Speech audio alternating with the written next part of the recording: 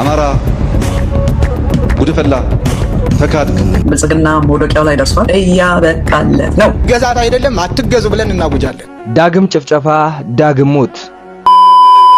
የኮዬ ፈጬ ነዋሪዎች ምን ገጠማቸው? ማንም ያልጠበቀው ክስተት። ለነፍሴ ዋጋ እግሬ ነሽ፣ ለነፍሴ ዋጋ እግሬ ነሽ። ሰላም ውድ የዩቲዩብ ተመልካቾቼ፣ ዛሬም ደግሞ በዩቲዩብ ቪዲዮ ወደ እናንተ ተመልሼ መጥቻለሁ። ሁሌም እንደምታደርጉት ይሄ ቪዲዮ ይሄ መረጃ ለብዙ ሰዎች እንደርስ ላይክ እና ሼር በማድረግ እንዲጀምሩ ስል በሉል እግዚአብሔር ስም ጠይቃለሁ። ወቅታዊና አዳዲስ መረጃ ሀገራችን ኢትዮጵያን ተዋህዶ ሃይማኖታችን በተመለከተ ዛሬም ወቅታዊና አዳዲስ መረጃዎችን ወደ እናንተ ድረስ ዝግጅታችንን ጨርሰን መተናል። እስከ መጨረሻው ድረስ ሰብስክራይብ ያደረጋችሁ የደወል ምልክቱን እየጫናችሁ እንድትከታተሉን ስል በሉል እግዚአብሔር ስም ጠይቃለሁ። የኮዬ ፈጬ ነዋሪዎች፣ የኮዬ ፈጬ ኦርቶዶክሳውያን ባለማተቦች ምን ገጠማቸው? ይህንን ቪዲዮ ተመልክተን እንመለስ፣ ሐሳብ እንሰጥበታለን። እንዲህ ልባችንን እንዳሳረፍከው እግዚአብሔር ልብህን ያሳርፈው። አልገባችሁም ያደረገው ነገር አልገባችሁም ኦርቶዶክሳውያን።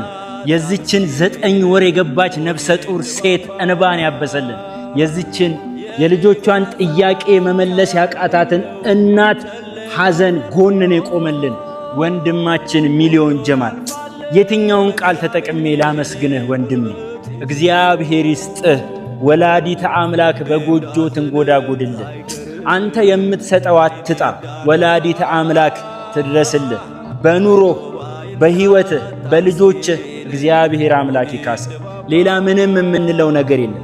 ወንድማችን ሚሊዮን ጀማል የካቲት 2 18 ዓመት የጋብቻ አንቨርሰሪውን ያከብር ነበር። ነገር ግን ይህ ድግስ ይህ በዓል ይቅርብኝ ብሎ ለነዚህ እህቶቻችንና እንዲሁም ለአራቱም ቤተሰቦች 200,000 ብር በመስጠት ይህ ብቻ አይደለም፣ ከወዳጆቹና ከጓደኞቹ እዚህ ላይ ስማቸውን የጠቀስኳቸውን በጠቅላላ 225,000 ብር በመስጠት በድምሩ 425,000 ብር ከነገ ጀምሮ እንደሚገባልን ቃል ገብቶልናል። እግዚአብሔር ይስጥ። ሁላችሁም ኮሜንት ላይ እንደው በማምላክ ነው መጠይቃችሁ፣ በዚች በነፍሰ ጡር ሴት ስም ነው መጠይቃችሁ፣ እግዚአብሔር ይስጥልን፣ እግዚአብሔር ይስጥህ ብላችሁ ኮሜንት በማድረግ ቪዲዮውን ደግሞ ሻዶባን ውስጥ ገብቷል፣ ዋርኒንግ ውስጥ ነኝ ያለሁት፣ እርዱኝ፣ አግዙኝ። ቪዲዮ እንደተመለከታችሁ ነው ጥር 10 ሁላችንም የሚያሳዘነ ነገር ተከስቶ ነበር። ታቦተ እንግዲህ ከመንበረ ክብሩ ተነስቶ ህዝቡን ለማባረክ ለጥምቀት በሚወጣበት ሰዓት እንግዲህ 4 ወንድሞቻችን ሰረገላ በመግፋት 12 ወንድሞቻችን ነበሩ። 4ቱ እንግዲህ ቋሚውን ያዙት ማለት ነው። ማረፋቸውን ሁላችንም እናውቃለን። ሁላችንም ያስደነገጠ ዜና፣ ሁላችንም ልባችን የሰበረ ዜና ነበር። ለነዚህ የኮዬ ፈጬ ነዋሪዎች እንግዲህ እኔና ወንድሞቼ አብረን በመሆን እንግዲህ የተለያየ ገቢ ማሰባሰቢያ እያደረግን እንገኛለን። እንግዲህ 9 ቤተሰቦች፣ እነዚህ 9 ልጆች ያሏቸው 4ቱ ቤተሰቦች እንግዲህ ትልቅ ድጋፍ ትልቅ እርዳታ ያስፈልጋቸዋልና ይሄ ወንድማችን እንግዲህ ለኛ 200,000 ከራሱ 225,000 ደግሞ ከማህበረ ገብርኤል በማሰባሰብ እንግዲህ ለነዚህ ኦርቶዶክሳውያን ባለማተቦች ድጋፍ አድርጓል። እግዚአብሔር አምላክ ቀሪው ዘመንን ይባርክ። እንደዚህ እንረባረብ። ለነዚህ ኦርቶዶክሳውያን ባለማተቦች ጊዜ የሚያሳልፉበት ሳይሆን እስከመጨረሻው ድረስ የሚረዱበትን ነገር እያመቻቸን እንገኛለን። ይሄ ነገር እስከሚያዝ 10 የሚቆይ ይሆናል። ኦርቶዶክሳውያን ባለማተቦች መሳተፍ ማገዝ የምትፈልጉ ተሳተፉ፣ አግዙ፣ ደግፏቸው። ኦርቶዶክሳውያን ባለማተቦች እንግዲህ እንረዳዳ ለማለት እፈልጋለሁ ማለት ነው። እስቲ ወደ ቀጣዩ መረጃ እንለፍ። የተለያዩ አማራ ክልሎች ላይ እንግዲህ የተለያየ ጦርነት እየተካሄደ ይገኛል። እግዚአብሔር አምላክ የጉን ጊዜ ለኛም ለሃይማኖታችንም ያምጣልን። አሁንም አሰቦት ገዳም ትልቅ ችግር ላይ እንደሆነ ያለው እየወጣ ያለው መረጃ ያመለክታል። አባቶቻችን በስጋት ናቸው። እንግዲህ እስቲ ቪዲዮዎች አሉ፣ እነሱን ተመልክተን እንመለስ። ወደ ቪዲዮቹ። ብልጽግና መውደቂያው ላይ ደርሷል። እያበቃለት ነው።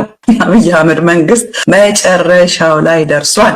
ሌሊቱ እየነጋ ነው። የአማራ ህዝብ የትግራይ ህዝብ ፍትህ እየመጣልህ ነው።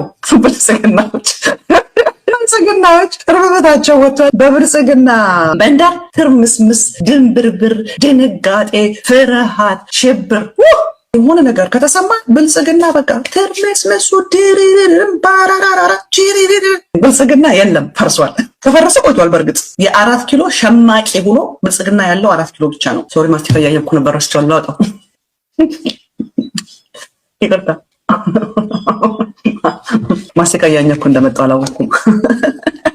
ጦርነት ናፋቂ ብልጽግና አይደለ? እናንተ እየገደላችሁ አትገሉንም ምን ብየው ስንል ደግሞ ጦርነት ናፋቂ እንባላለን። አይ ብልጽግናዬ ብልጽግና ነገር ግን አንተ ሊገልህ የመጣውን አፈሙን ካንተ በፊት እኛ እንሞትልሃለን።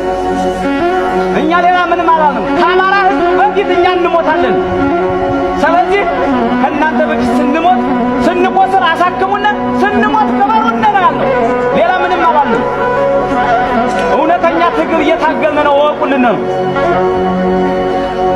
ይህን ትግል ግን እንዲያውቅልን የምንፈልገው ማህበረሰብ ይህ ህዝብ ነው። እኛም የምንዋጋው አንተ በሰጠህን ሬሽን ነው ብያለሁ። አንተ በሰጠህን የመሞቻ የመዳኛ ፍሬያችን ነው ብያለሁ። ታዲያ እኛ ገለጥ ስንል እንኳን ጥላታችንን አታቆርፍም እንዴ? ወዳጅ ሆነህ ምላስ የምትነግር፣ ወዳጅ ሆነህ የምታበላ የምታጠጣ፣ ወዳጅ ሆነህ መንገድ የምመራ አማራ ነህ ሆይ ነው። አድማ በታኝ ብልጽግናና ፖሊስ ሚሊሻ ደግሞ የአማራን ህዝብ በ3000 ብር ነው የሸጠው፣ በ5000 ብር ነው የሸጠው። ፋኖ የሚሞተው ለሀገሩ ነው። ጎበዝ በተወለደበት ሀገር በአንድ ሜትር ኬንዳ መገደል በነፃ መሞት ለምንድን ነው? ቅማል እየበላው የሚሞተው ለምንድን ነው? ጫማ ሳይሰካ የሚሞተው ለምንድን ነው? ሳይገነዝ የሚሞተው ለምንድን ነው? ደሞዝ ካልፈለገ ብር ካላለው ለህይወቱ ምንም አፉን ሳይችል የሚሞተው ለምንድን ነው? የምንሞትበትን ዓላማ ማወቁልን እንጂ ዓላማችንን ካወቃችሁልን ግን ታበሉናላችሁ፣ ታጠጡናላችሁ፣ ታሳክሙናላችሁ፣ ትቀብሩናላችሁ ማለት ነው። የአማራ ህዝብ ይህን እንዲያውቅልን ነው የምንፈልገው። አሁን ግን የአማራ ህዝብ ደስ ሊል የሚገባው ነገር ልንገርህ፣ ዲሽቃ፣ ብሬን፣ ሞርተር፣ ስናይፐር፣ ክላሾች ሊቆጠሩ የማይችሉ የነፍስ ወከፍ መሳሪያ ሊቆጠር የማይችል የቡድን መሳሪያ ግን በግፍ የሚቆጠር ማከልልሃል። የአማራ ህዝብ ልትደሰት ይገባል። አዎ የትግራችን ፍሬ እያፈራ አፊው አብይ አህመድ ጉግማን ጉጉ አብይ አህመድ እየከሰረ የአማራ የቁርጥ ቀን ያሳረኛው ፋኖ እየነገሰ ነው ያለው። እኛ ነፍጠኛ ነን። ነፍጠኛ የሆነው ደግሞ ህዝባችንን ለማዳን የህዝብ ግን ይህን ነገር ካወቀልን በኋላ አብይ አህመድ ለምን እንደምንታገለው ካወቀልን በኋላ ህዝባዊ ማዕበል አድርገን አማራ ክልል ነፃ በማውጣት የጠፋችውን ኢትዮጵያ ፈልገን በማገኘት የሰው ልጅ ሰው በመሆኑ ብቻ ተከብሮ እንዲኖር እንፈልጋለን። ትግራችን ሰው ሆኖ እንዲኖር ብቻ ነው። ሶማሌ ስለሆነ፣ አፋር ስለሆነ፣ ኦሮሞ ስለሆነ፣ ቤኒሻንጉል ስለሆነ ልንበቀለው አይደለም እኛ የምንታገለው። በሃይማኖትም ከመጣ መገዛት አይደለም አትገዙ ብለን እናውጃለን። እናንተ ለፖለቲካችሁ ብዙ እንደምትሉ ብዙ እንደምታስቡ ሁሉ እኛም ደግሞ ለሰማያዊ መንግስታችን ለምድራዊ መንግስት መገዛትን ከሃይማኖት ነፃ እስከሆነ ድረስ በሃይማኖት እስካልመጣብን ድረስ በሃይማኖትም ከመጣ መገዛት አይደለም አትገዙ ብለን እናውጃለን። መገዛት ብቻ አይደለም አትገዙም እንላለን። ግን ግደሉ አንልም፣ ተገዳደሉ አንልም። ቤተ ክርስቲያን ቃሏ ስላልሆነ አትገዙ ግን ትላለች። ቤተ ክርስቲያን ስትደፈር ዝም አልልም። ልክ የፖለቲካው መስመር ሲደፈር ዝም እንደማይል ሁሉ እኔም ደግሞ ለኔ የመጀመሪያውም የመጨረሻውም ህይወቴም ማንነቴም ክብሬም ቤተ ክርስቲያኔ ስለሆነች እሷ ስትደፈር ዝም አልልም፣ እናገራለሁ። የመጣውንም ለመቀበል በጸጋ ዝግጁ ነኝ። እንደ ግል አስተሳሰብ እንደ ቤተ ክርስቲያን መሪነቴ ችግር ካለዚህ ቤተ ክርስቲያን ጠቅላይ ቤተ ክህነት ውስጥ ከዚህ ቀደም በሰፊው ስለተነጋገርን ነው ዛሬ በይፋ የምናገረው። ችግር ሲኖር ንገሩን፣ እኛ እናርማለን፣ እኛ እናስተካክላለን፣ አላስፈላጊ እርምጃ አትውሰዱ ብለናል ለመንግስት። በሰፊው ተነጋግረናል። ትናንትና ግን ከቤተ ክህነት የሚወጣው በሙሉ ይፈተሻል። ዛሬም ከቤተ ክህነት የሚወጣ መኪና በሙሉ ይፈተሻል። የሚገባ ግን አይፈተሽም። የሚገባውን ምናልባት የኛ ዘበኞች ይፈትሹ ይሆናል። የመንግስት ወታደሮች ግን አይፈትሹም። ስለዚህ አንዱ ሌላ ነገር ይዞ ገብቶ ሲወጣ ፈታሹ ሌላ ነገር ይዟል ተብሎ የቤተ ክርስቲያኒቷ ስምና ክብር ቢዋረድ ማን ነው ኃላፊው? ምንድነው የተፈለገው? እስከ ቤተ ክርስቲያን ምንድነው የሚወጣው? መድፍ ነው? መሳሪያ ነው? አከፋፋይ ናት ቤተ ክርስቲያኒቷ፣ አትታመንም። ስለዚህ ከዚህ ምንድነው የሚወጣው? ከተፈለገ መባል ያለበት ጥርጣሬ ያለን እንዲህ አይነት ነገር ቤተ ክርስቲያኒቱ ቤተ ክህነት ውስጥ አለ ይባላል። እንዲህ አይነት ነገር ቢወጣ ኃላፊነቱ የእናንተ ነውና ጠብቁ ነው ልንባልም ይገባል። አለበለዚያም ሰው እንስጣችሁ የሚያንሳችሁ ከሆነ ነገ ቤተክርስቲያኒቱን እንዳያስወቅስ ነው መባል ያለበት እንጂ ቤተክርስቲያን የማትታመን ሆና ቤተክርስቲያን ከትናንትናው ጀምሮ እስካሁኑ ድረስ እኛ በማናውቀው መሪዎቹ ፈታሽ በር ላይ ቆሞ መፈተሽ ድፍረት ነው። የቤተክርስቲያኒቱን ህልውናም መፈታተን ነው፣ አቅሟንም መፈተን ነው። ይሄ ተገቢ አይደለም። የካቲት 3ም እጅግ አሳዛኝ ሰበር መረጃ አለ። ለመላው ኦርቶዶክሳውያን ይድረስ፣ ሁሉም ይወቅ። ባለማህተብ አባቶቻችን ለሚመለከተው አካል ሁሉ ይድረስ። ይሄ ነገር እስከ መቼ ድረስ ነው የሚቀጥለው? መቼ ነው የሚወገዝልን? በትላንትናው ምሽት በአሰቦት ገዳም የሚገኙ አባቶቻችን አካላቸው ወንፊት እስከሚሆን ድረስ በጥይት ተደብድበው ተገድለዋል፣ ማንነታቸው ባልታወቀ በታጠቁ ኃይሎች። ይሄ ነገር እስከ መቼ ድረስ ነው የሚቀጥለው? የዛሬ ዓመት በዙቃላ አቦ፣ ከዛ በአርሲ፣ ዛሬ ደግሞ በአሰቦት ገዳም ድንጋይ ተንተርሰው ጤዛ ልሰው ስለ ዓለም በጸለዩ፣ ስለ እኔና ስለ እናንተ በጸለዩ ምን በወጣቸው? በበዓታቸው ቁጭ ብለው እንኳን እግዚአብሔርን የማያመሰግኑበት ጊዜ የሚመጣው በእነሱ አባቶቻችን። መቼ ነው ይህን ድርጊት የምትቃወሙት? እጅግ በጣም ደግሞ የሚያሳዝነው ልቤን የነካኝ አስክሬናቸው እንኳን ሲገኝ አንዳንድ አካላታቸው ማለት ነው የእውነት አልተገኘም፣ በአውሬ ተበልቶ። ይሄ ሀገር እኮ የኦሮሞና የአማራ ሀገር አይደለም ጓዶች። ኦሮሞና አማራ ብቻ የሚጮሁበት የሚደንስበት ሀገር አይደለም። ብዙ ብሔሮች አሉ። ኦሮሞና አማሮች በቁጥር ብዙ ናችሁ፣ ግን ባካችሁ ሰከን ብላችሁ ኢትዮጵያን በሚገነባ ነገር ላይ ብታተኩሩ ጥሩ ነው። ሁል ጊዜ የኛው ነገር ውድ የሌላው ነገር የረከሰ ከሆነ አይሆንም። ኢትዮጵያን ከወደድን ሁሉም ዜጋ እኩል እድል የሚያገኝበት፣ ሁሉም ዜጋ የሚከበርበት፣ ሁሉም ዜጋ ወጥቶ የሚገባበት፣ ያንተ ከሆነ ውድ ህይወት የሌላ ከሆነ የሚረክስበት ከሆነ ዋጋ የለውም። ይሄ ይጎዳናል። በዚህ መንገድ የምትነግዱ የፖለቲካ ነጋዴዎችም እባካችሁ አስቡበት። ለምሳሌ ኦሮሞና አማራ ሲጋደሉ በጣም የምታጫጩሁ የሚዲያ ሰዎችና አክቲቪስቶች ኦሮሞና አማራ የሚጋደሉ ከሆነ እኮ ኢትዮጵያ የለም። ምን ልታስተዳድሩ ነው እናንተ? እነሱን እያባላን እያጋደል ይሄ መንግስት ወደቀ ይውደቅ ችግር የለው። የሚባላ ህዝብ ምን ያደርግላቸዋል? እንኳን የሚባላ ህዝብ የቆመ ፕሮጀክት ነው ጭንቅላታችን እኮ አዞረ። ሀገር እያፈረስክ መራለው ማለት ዋጋ የለውም። ይሄ በሁሉም የኢትዮጵያ አካባቢ የሚታይ በሽታ ነው። ኦሮሞ ነኝ፣ ምንም ችግር የለውም። ኦሮሞነቴ ኢትዮጵያዊ መሆኔን የሚያሰቃየኝ መሆን የለበትም። እኔ ሰው ነኝ፣ እኔ አብይ ነኝ፣ እኔ ወንድ ነኝ። እነዚህ ማንነቶችን አስታርቄ መጓዝ የሚችል መሆን መቻል ይኖርብኛል። አንደኛው ገዝፎ ሌላውን በማኮስመን አብሮ መኖርን የሚያጠፋ እንዳይሆን መጠበቅ ያስፈልጋል። በጣም ችግር ነው። አንዳንድ ሰዎች ከስራቸው በላይ ያስጮሃሉ። በቴክስት ስራቸው አይጮሁም፣ እነሱ ያስጮሁታል።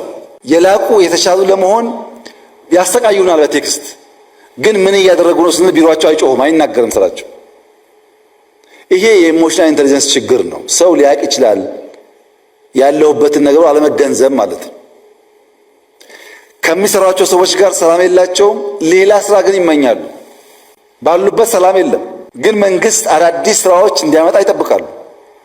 ሊኒየር የሆነ ኤክሰለንስ፣ ሊኒየር የሆነ እድገት በሌላው ነገር ዝቅ ያደርጋል ማለት ነው። ሸዋ ላይ፣ በምስራቅ አማራ ላይ፣ በወሎ፣ በሸዋ፣ በጎጃም፣ በተለያዩ አማራ አካባቢዎች ላይ ኢንተርኔትና ስልክን መገናኛዎችን አቋርጣቸው ያወጃችሁበትን ጦርነት የመቀለበስ ግዴታ አለበት የአማራ ህዝብ።